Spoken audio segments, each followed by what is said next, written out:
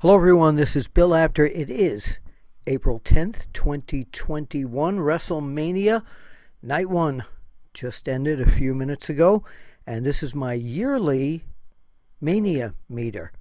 From 1 to 10, I'll rate the matches that we saw tonight, and with 10 being the best. And I'll tell you something, from the start, this was top to bottom an incredible card in my opinion. Titus O'Neil and Hulk Hogan opened the show. What you gonna do, brother? It was good to see the Hulkster and Titus welcoming everyone back. So let's go to the opening match, which was the WWE Champion Bobby Lashley with his manager, MVP, against Drew McIntyre. Now, as you know, for weeks, there have been totally heated interviews. I mean, really, on both sides. I've never seen Drew McIntyre so off the wall before. So you can imagine how surprised I was when this match started off with them trading holds. I was anticipating a brawl. Well, it was a good match.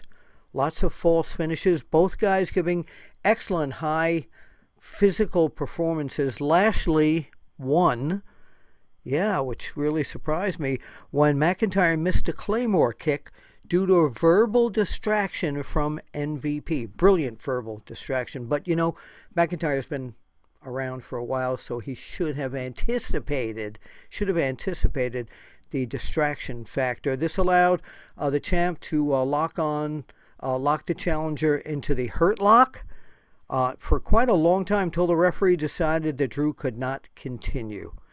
So my Mania meter score for that match, I'm going to give it a 9 because I expected a brawl at the beginning.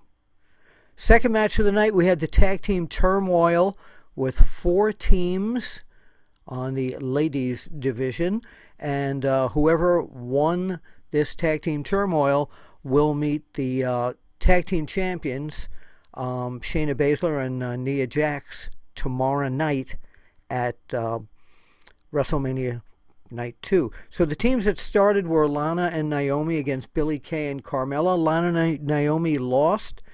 Billie Kay and Carmella went on to compete against Liv Morgan and Ruby Riott. Riott pinned Billie Kay, and she and Morgan went on to wrestle Mandy Rose and Dana Brooke. Mandy and Dana lost, and that brought out the final team, Natalya and Tamina. And one of the broadcasters said that these two, of course, are carrying on the traditions of their families. Natalya Hart and Tamina, they didn't say, but it was Superfly Jimmy Snuka, brother.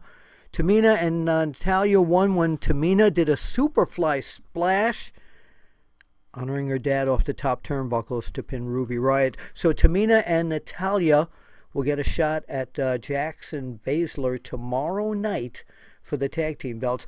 My Mania meter score was a 5 on this one. It was okay. It was watchable, and they did really well. Third match was Seth Rollins against Cesaro. Really hot match from the start. These two guys are total pros. Very evenly matched. The neutralizer, UFO, a pedigree by Rollins. None of their signature moves worked minutes into this battle. After 22 rounds on the giant swing, I call it the giant swing ride, and a neutralizer, Cesaro pinned Rollins. Major victory for Cesaro. His first and only singles match in the history of WrestleMania. It was really good, really good. My Mania meter score, gave him a 10 on that one. Excellent physical performances. Good wrestling match. Match number 4, The New Day, who are the Raw Tag Team Champions. Kofi Kingston and Xavier Woods took on AJ Styles and Omos. The giant Omos, about 7'3", 7'2", somewhere around there. 7'2.5", 400 pounds. Omos has that real scary look about him, like Bobby Lashley does as well. So Omos was going to start, but the New Day dared Styles to come in and kept ranking on him that he's not a tag team wrestler. He didn't fare too well, and whenever Styles went to tag Omos and tried to do that, they pulled AJ away. Finally, Omos got the tag, and the New Day looked terrified. Drop kicks, nothing could faze Omos as he tossed them both around with ease. Omos power slammed Kofi and stepped on him with one foot for the pin, and the new tag team champions, the new Raw tag team champions, are AJ Styles and Omos. Man, this Omos is unbelievable. Want to see him against Lashley. Number 5, we had a wild cage match between Shane McMahon and Braun Strowman. Before Strowman could get into the ring, Riker and Elias attacked him. Shane held the door closed so they could attack him and wreak havoc on his leg with chairs. Shane, once he let Strowman get in there, Shane smashed a chair over Braun a few times, continued to unload on him. Shane tried to escape early, but Strowman, even with an injured leg, pulled him down. Shane took off a piece of the cage and bashed it on Braun over and over. In an amazing move, Shane did his patented coast to coast. That was amazing. Elias and Riker climbed up to help Shane climb out, and Shane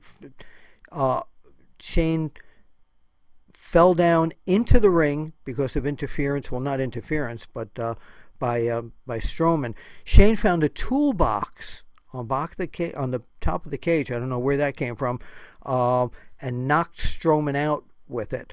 Shane started to climb the cage. He got over the top and was climbing down and put his hand through one of the pieces in the cage, and Strowman grabbed it and then pulled part of the cage in the mesh in, and he went berserk.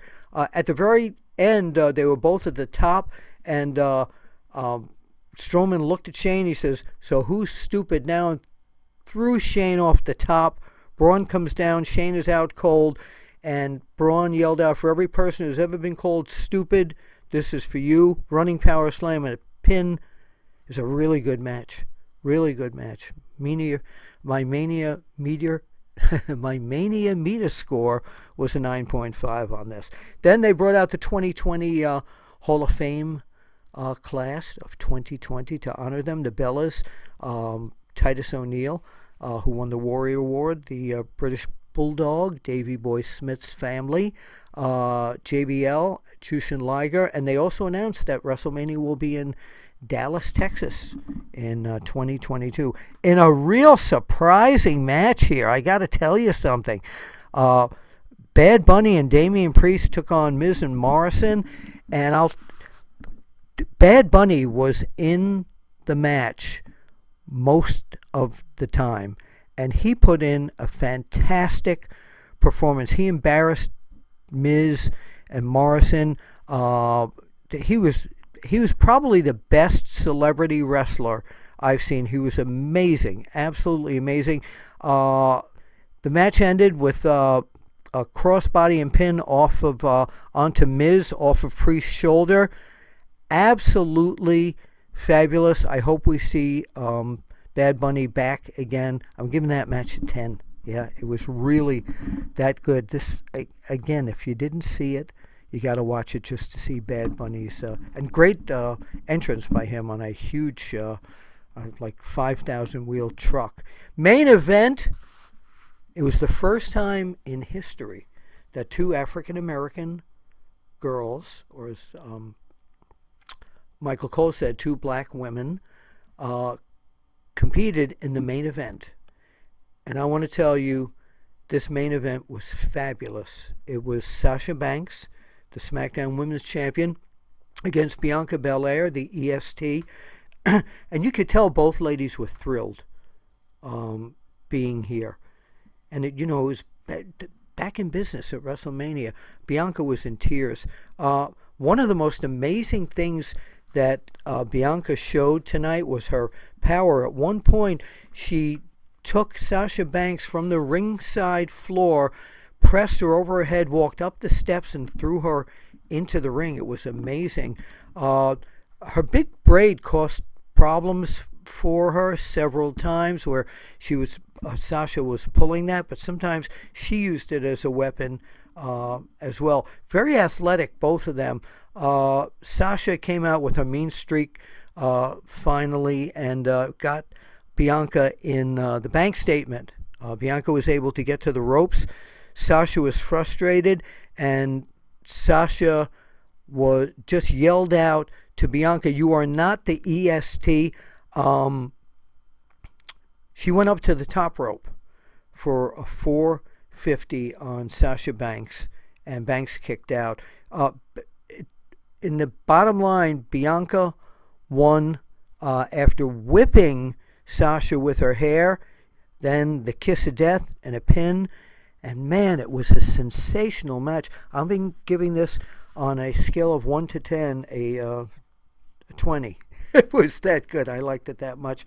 All right, so back again tomorrow night for a wrap-up after WrestleMania Sunday, Part 2. This is Bill Apter. You can